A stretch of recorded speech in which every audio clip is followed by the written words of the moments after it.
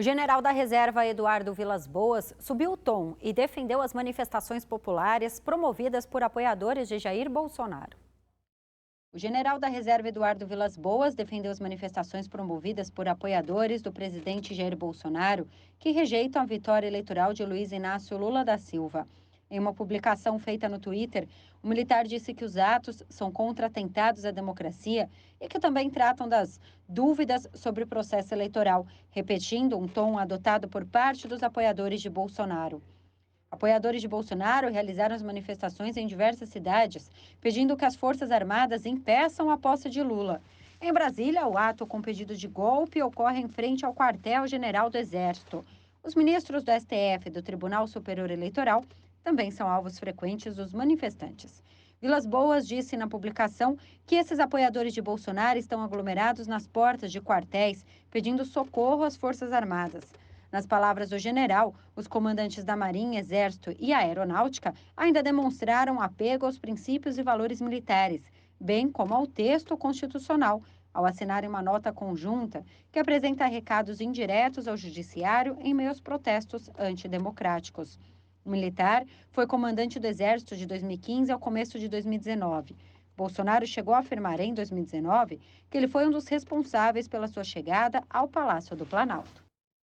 Se o general, eu não entendi muito bem isso aí, se o general, né, ele compreende e aceita e, enfim, dá razão, né, a essas manifestações que pedem a intervenção do Exército ou das Forças Armadas no resultado das eleições, né, a participação, a intervenção das Forças Armadas nesse momento da história política desse país, pode nos levar erroneamente, eu acredito, que ele também aceita e defende a participação dos militares nesse processo aí. Não sei, eu fico meio, sabe, sem entender. E não quero, evidentemente, acreditar que o general, né, muito respeitado das Forças Armadas, defende a participação do poder militar nas eleições, né? Que isso realmente não aconteça. Mas, enfim, morreu hoje uma das maiores referências do vôlei brasileiro, Isabel Salgado, a Isabel do vôlei. Ela estava gripada, mas testou negativo para a Covid-19. Ontem, a ex-jogadora teve uma piora e foi internada no Hospital Sírio-Libanês, aqui em São Paulo, já no CTI. Segundo a produtora de cinema, Paula Barreto, quem anunciou a morte de Isabel, segundo ela, os médicos detectaram uma bactéria que já tinha tomado todo o seu pulmão. Ela foi entubada e teve uma parada cardíaca às 4 horas da manhã de hoje.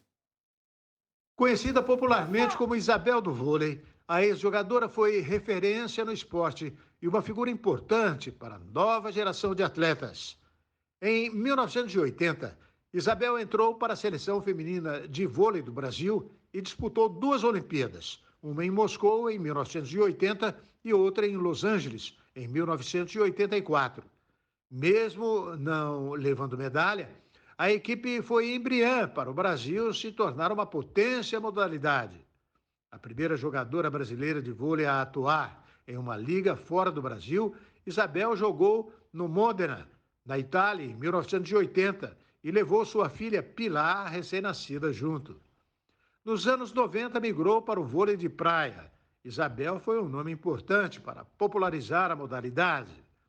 Referência no esporte, na última segunda-feira, ela foi anunciada como integrante do grupo técnico de esportes para a transição de governo do presidente Lula. O então presidente eleito usou as redes sociais para prestar uma homenagem à ex-jogadora. Com uma foto ao lado de Isabel, Lula afirmou que ela foi símbolo para o esporte e também de luta por ideais. Um dos maiores nomes do esporte. O meio e ela bateu por fora. Jaqueline chama Isabel. Essa volta. Jaqueline levanta. Isabel explora com muita categoria uma bola que era muito difícil. Isabel foi craque dentro e fora das quadras. E hoje, logo mais às 7h30 da noite, logo depois que acabar aqui o RB Notícias, a Rede Brasil de Televisão exibe ao vivo, direto de Mogi das Cruzes, na Grande São Paulo, a missa celebrada pelo padre Alessandro Campos, em memória de um ano de falecimento de sua avó, Dona Joana. Falecida em 16 de novembro de 2021, Dona Joana Miguel, avó de padre Alessandro Campos, um dos religiosos mais importantes do Brasil, será homenageada com uma linda missa em sua memória, onde o seu neto será o celebrante nesta data tão especial. O padre Alessandro sempre destacou o agradecimento a Deus pela presença da mulher que o incentivou a seguir a vocação religiosa, que o levaria a se tornar um dos padres cantores com o maior número de seguidores em missas, shows e redes sociais.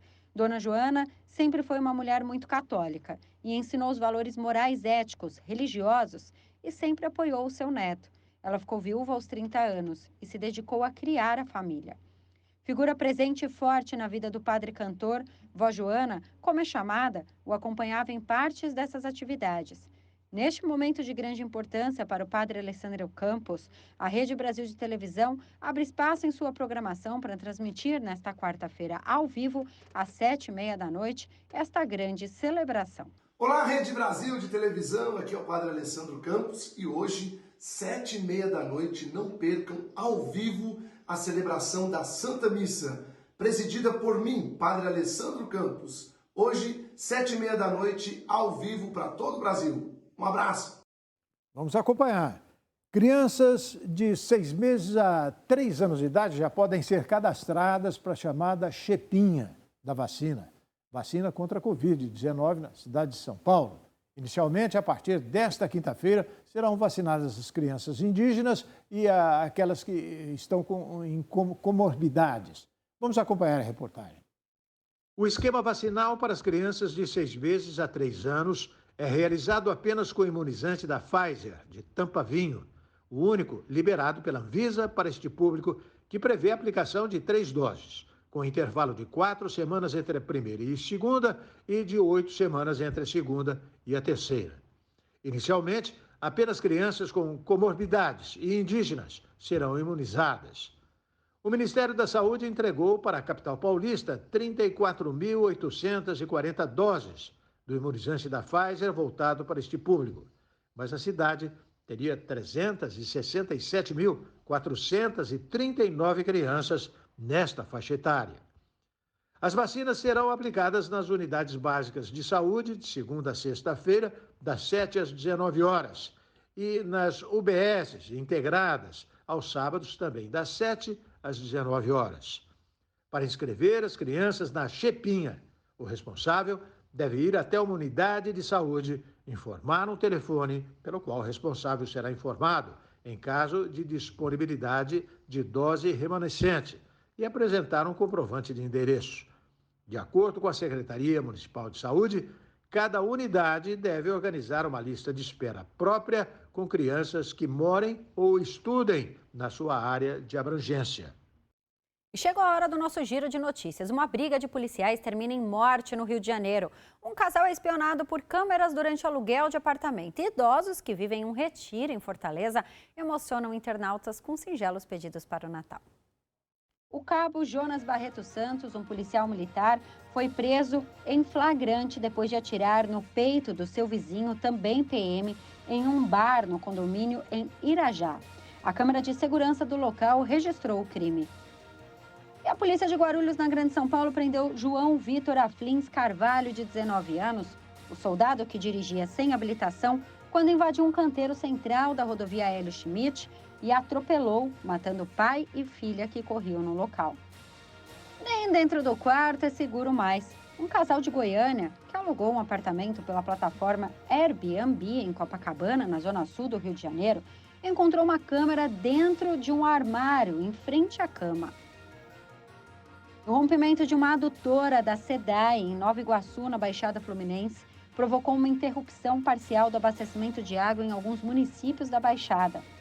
O problema ocorreu por volta da meio-dia de terça-feira, na adutora que liga a estação de tratamento da água Guandu ao reservatório Marapicu. O Natal está chegando e mais de 60 idosos do Asilo Lar Três Irmãs de Fortaleza estão emocionando internautas com seus pedidos simples de presentes para o Papai Noel. Há 6 anos, o lar cuida de idosos que são levados por familiares e outros que foram abandonados à própria sorte depois de uma vida inteira de trabalho. A casa se sustenta com doações e também com benefício de aposentadoria dos idosos. E depois do intervalo, Donald Trump anuncia pré-candidatura à presidência dos Estados Unidos em 2024. Grupo das maiores economias do mundo condena a guerra na Ucrânia. O RB Notícias da Rede Brasil volta daqui a pouquinho. Até já.